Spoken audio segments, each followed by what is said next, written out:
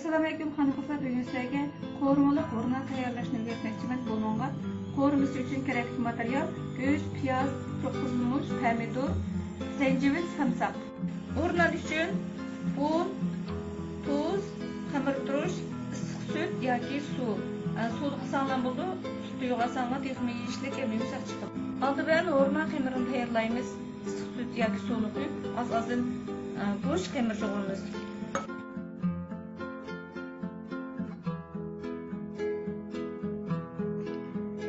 Mana yumshoq qilib xamir yo'g'irib oldik. Endi og'zini yem-yeb o'ltirib oldik.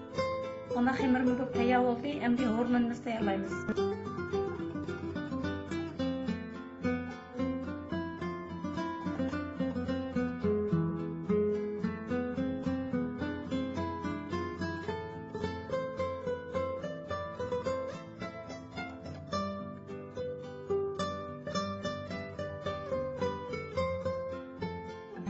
Xamirni tayyor qildik. Endi moylaymiz.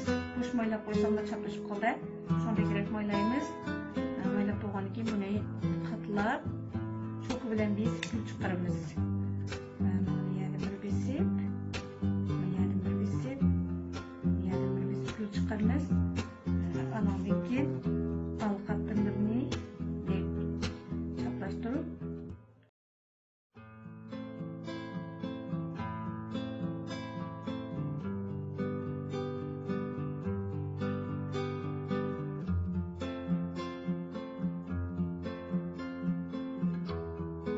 mana o'rna tayyor bo'ldi. Endi buni 15 minut 20 minutgacha o'rda pishirib olamiz. Go'sht ko'katlarimizni mana bunday kichik-kichik qilib to'g'rab oldik. Endi qozonga moy quyib, suvni oz quyib, qurg'oqroq qilib qo'rma tayyorlaymiz.